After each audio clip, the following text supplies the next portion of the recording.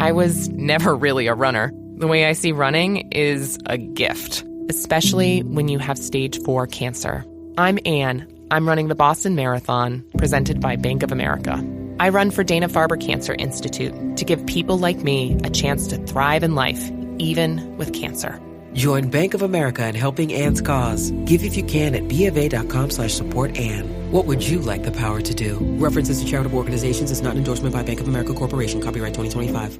Hi, and welcome to the 10-Minute Food Truck Training Podcast. My name is Bill Moore. I am a food truck business trainer, author of Food Truck 101, Beginner to Winner, and the forthcoming book, Food Truck 201, Get Off the Truck. This podcast is all about helping you start and grow your food truck business. Let's talk about profit. What do you think the average profit margin for a typical food truck would be? I want you guys to think that over a second. I'm going to share with you just a couple of statistics, because even in these uncertain times and people whining about inflation and we don't know what the economy is going to do, in Florida, for example, we have added 2,800 food vendors since January 2020. Currently, as of 6/17/2022, so last Friday, we have in Florida 8,976 active licenses in a state that has just over 21 million people. So if that number and percentage holds true across the rest of the population of the U.S., that means there's over 140,000 food truck vendors. But the question remains, what is the average profit margin for a typical food truck? Well, first thing I'm going to tell you is that it varies. Are we talking about a burger truck, a taco truck, a coffee truck, a smoothie truck, maybe a dessert truck, or just something totally different? Some food types lend themselves to more profitability, and some food trucks are just flat out easier to work than others based on their menu. So, how do we figure out what the average profit would be? Well, we can look at some articles that have already been written about that. One of them has been written by the folks at Toast. Toast is a POS system for restaurants, and they're getting into the food truck industry as well with their POS system. They say the average food truck does between $250,000 to $500,000 a year in annual sales. And in their example for what a profit margin could be, they talk about a ridiculously low and dismal 8.8 is the average profit on a truck that does about $350,000.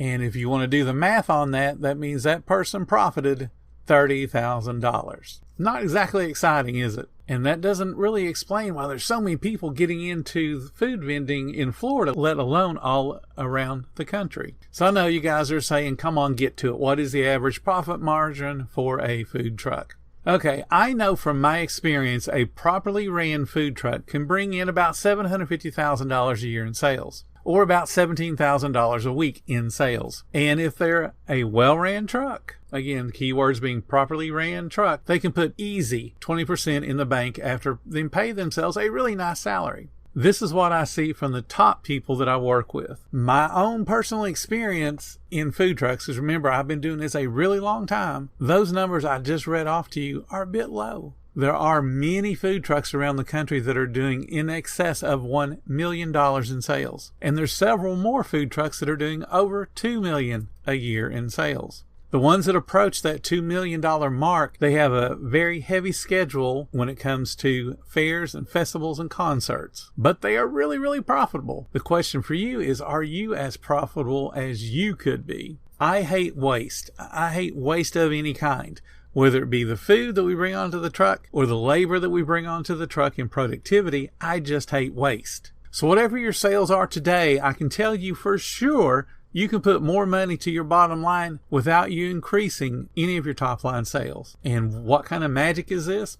Oh, let me tell you a story about one of my buddies from high school. He started a small food trailer in Kentucky. It was nothing fancy, just sold hamburgers and hot dogs, did potato chips because he didn't want to deal with the fryer. He did canned sodas, and pretty much that was it. He would set up 5 days a week, and on average, he'd do about $2,000 a week. Problem was, he was bringing home less than $200 after paying all the bills for the food truck. That's less than 10% profit. Working at Burger King as an employee would bring home more money in less hours. So, of course, your first thought's probably going to be, we need to get more people into the trailer.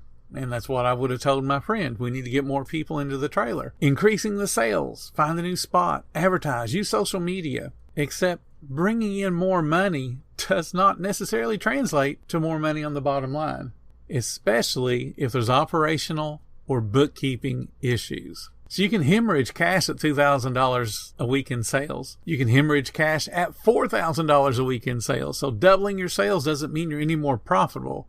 It just means you have more money going down the drain in waste, whether it be wasted food or wasted labor. So the first thing that I did with my friend is we determined what his break-even point was. And you guys have heard me say this many, many times. You have to know your break-even point. And until you know that break-even point, everything else that you're thinking about, it's just a guess. You're crossing your fingers and hoping you're bringing enough money to pay the bills. So then we took that break-even point, created a budget. And then we compared it to what the business was actually spending. On paper, my friend Tommy took my advice and had a 25% food cost on paper. But when we looked at his actual food cost and how much he was actually spending to buy food, he was at 40% of his sales. So that's a problem. But the real problem was when we started comparing his actual food cost to his theoretical food cost. His recipes and his theoretical food cost showed a 25% food cost. But his inventory usage, his inventory actual usage showed a 37% food cost. So I know you're thinking, but Bill, just a second ago, you said he was spending 40% of his sales to buy food. Yes, that's true. But he wasn't using all of that inventory. Some of it was still sitting on the shelves. So he was spending 40% of his sales to bring food into the trailer, but when he compared his inventory, he was only actually using 37%. That 37% was 12% higher than his recipes called for. So he was literally wasting 12% of his sales. At 37% and the food spending at 40% revealed all that I needed to know to help Tommy figure out how to make more money. Even if he tripled his sales, the food costs wouldn't improve because he had operational issues. A little more money would trickle to the bottom line, but it wouldn't be enough to feel like it was worth what he was putting in to triple the sales.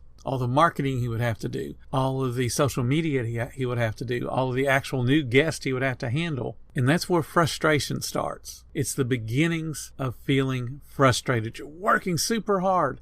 Sales are going up and you feel good about that, but you're not putting more money in the bank. When you get frustrated, that leads to making very dumb decisions. So the first thing we did was we created several systems to help him improve controlling his food cost. The very first system was to create a budget to spend.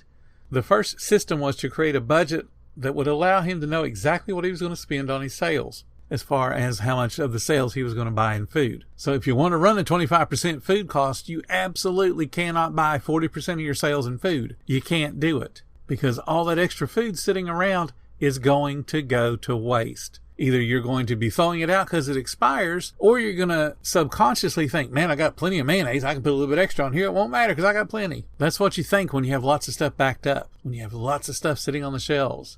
You don't mind wasting a little bit because you know there's plenty more where that came from. I did a podcast a couple of weeks ago on lowering food cost, and I taught my friend Tommy all of those different steps that I mentioned in that particular podcast. And to his credit, he started doing most of them. Within the first month, he knocked off 7% on his food cost. So he went from that 37 that was miserable and he's losing money down to 30% food cost. Still not where it needed to be, but hey, that was a big improvement. And guess where all 7% of that money went? To his bottom line. As he got closer to the ideal or the theoretical food cost that we talk about, that 25%, he started marketing. So he started inviting people to come in because now he felt like when he invited them in, he could handle cooking the food for them and know he wasn't giving them too much food. He wasn't giving away too much. Now he started getting more and more new guests. He started increasing sales and was putting more and more money to the bottom line. The last time that I talked to Tommy, he was doing about $2,000 a day rather than the $2,000 a week. And the best part is he was putting over 20% to his bottom line. So to answer the question, what should a food truck run and profit? I will answer that with a challenge. First thing I want you guys to do is to shoot for a 20% profit margin. And once you hit 20% consistently, double it. Make your goal to put 40% to the bottom line. It's certainly doable, but it does take planning and it does take work. Thank you guys so much for listening to the 10-Minute Food Truck Training Podcast. If you're finding all the information helpful to your food truck business, please become a monthly supporter of the podcast. Just hit the support button or follow the link in the description. Every little bit does help keep us going. Join our Facebook group. It's called Food Truck Training. We have a whole bunch of awesome members at all different levels, from brand new beginners to decades-old veterans. They've all got your back when it comes to helping you with your food truck. And again, thank you for listening. Come back tomorrow because you know I got plenty more to say when it comes to helping you and your food truck business grow.